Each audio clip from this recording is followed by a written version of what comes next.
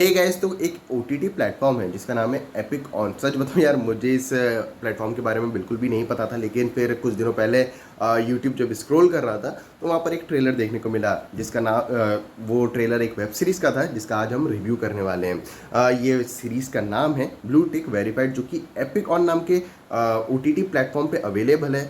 मेरे को भी नहीं पता था इस प्लेटफॉर्म के बारे में, लेकिन हाँ, ये सीरीज़ देखने के बाद अब मुझे पता चल गया है। बात करूँ इस कहानी की, इस सीरीज़ की कहानी की, तो ये कहानी पल्लवी नाम की एक लड़की की जो कि एक इन्फ्लुएंसर बनना चाहती है। अब ये इन्फ्लुएंसर क्यों बनना चाहती है, किस वजह से बनना चाहती है, किस तरह की स्ट्रगल ये करती है, यही सब जानने के लिए आपको ये सीरीज़ देखनी पड़ेगी। अगर मैं इस स्क्रीन प्ले की बात करूँ तो पर्सनली मुझे इस सीरीज़ का स्क्रीन प्ले ठीक ठाक लगा है। कुछ ज़्यादा अच्छा तो नहीं लगा, लेकिन बहुत ज़्यादा खराब भी नहीं लगा है, क्योंकि जिस तरह से ये सीरीज़ स्टार्ट होती है, अपनी पूरी सिचुएशन को एस्टैब्लिश करती है। मैं पल्लवी की कैरेक्टर के साथ मिलाया जाता है, बताया जाता है ये कैरेक्टर किस तरह की सिचुएशन में क्यों इन्फ्लुएंसर बनना चाहती है, क्या रीज़न है।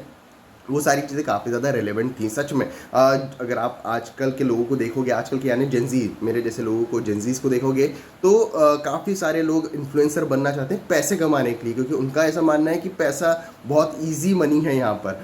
साथ ही साथ बहुत सारे लोग सिर्फ फेम पाना चाहते हैं और उनको एक सिंपल सा वे दिखता है मूवीज़ में, वेब सीरीज़ में जाने का। इसी कारण से पल्लवी भी जो है इन्फ्लुएंसर बनना चाहती है और इस चीज़ को काफ़ी अच्छे से दिखाया गया है। फिर जिस तरह से ये सीरीज़ आगे बढ़ती है, अपनी पूरी सिचुएशन को एक्सप्लोर करती है, वो सारी चीज़ें देखने में भी मज़ा आता है, क्योंकि इन सारी चीज़ों को इतने ज़्यादा अच्छे से लिखा और डेवलप किया गया था कि हमारे इन कैरेक्टर के साथ, इन सिचुएशन के साथ एक कनेक्शन बन जाता है और हम जानना चाहते हैं कि अब आगे क्या होने वाला है और कैसे होने वाला है, जो कि अच्छी बात है। जहाँ तक बात है ट्विस्ट एंड टर्न्स की, तो वो ठीक ठाक थे। आप पूरी सीरीज़ को काफ़ी आराम से प्रेडिक्ट कर पाते हो, आपको पहले से पता होता है कि आगे देखे क्या कुछ होने वाला है। इसी कारण से ये कोई इंपैक्ट तो आप पर नहीं डाल पाते हैं, लेकिन हाँ, आपको बोर नहीं होने देते। कैरेक्टर डेवलपमेंट, कैरेक्टर्स के पीछे डायनामिक्स मेरे ख्याल से थोड़े और बेटर होने चाहिए थे। कैरेक्टर डेवलपमेंट जो था वो बस सरफेस लेवल तक ही किया गया है। मेरे ख्याल से इनको और अच्छे से ग्रूम किया जा सकता था। जो कैरेक्टर्स के पीछे डायनामिक्स थे वो भी काफ़ी ज़्यादा क्लीशे थे, और भी काफ़ी सारी चीज़ें जिन पर बात की जा सकती है, लेकिन अगर उन चीज़ों पर बात करने गया तो स्पॉइलर दे बैठूंगा, इसलिए उन चीज़ों पर बात नहीं कर रहा हूँ। बात करूँ एक्टर्स की परफॉर्मेंस की, तो दोनों ही एक्टर्स का काम ठीक ठाक है। फिर चाहे आप सिद्धार्थ की बात करो या पारुल की बात करो, दोनों ही एक्टर्स का काम ठीक ठाक है। किसी भी फ्रेम में ऐसा नहीं लगता कि बहुत ज़्यादा एपिक कुछ काम कर रहे हैं ये, लेकिन हाँ, बहुत ज़्यादा खराब भी नहीं लगते हैं। बात करो डायरेक्शन और एडिटिंग की, डायरेक्शन ठीक ठाक है, मेरे ख्याल से थोड़ा और बेटर हो सकता था।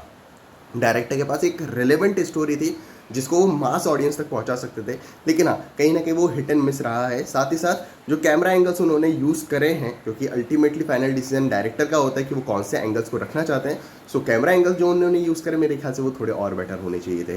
जो एडिटिंग है वो ठीक ठाक ही है, एडिटर ने काम अच्छा करा है। काफ़ी सारे ऐसे सीन्स को काटा गया है जिनके कारण ये सीरीज़ थोड़ी और लंबी खिंच सकती थी, जो कि अच्छी बात है, लेकिन मेरे ख्याल से थोड़ी और बेटर हो सकती थी एडिटिंग। बात करूँ प्रोडक्शन क्वालिटी की, तो कुछ जगह थोड़ी वीक देखने को मिलती है। तो ओवरऑल मुझे ये सीरीज़ ठीक ठाक लगी, बहुत ज़्यादा अच्छी तो नहीं थी, लेकिन बहुत ज़्यादा खराब भी नहीं थी। बाकी अगर आप लोगों ने ये सीरीज़ देख ली तो मुझे कॉमेंट्स में जरूर बताना कि आपको ये सीरीज़ कैसी लगी। बाकी मिलते हैं अगले वीडियो में, तब तक के लिए जय हिंद, जय भारत।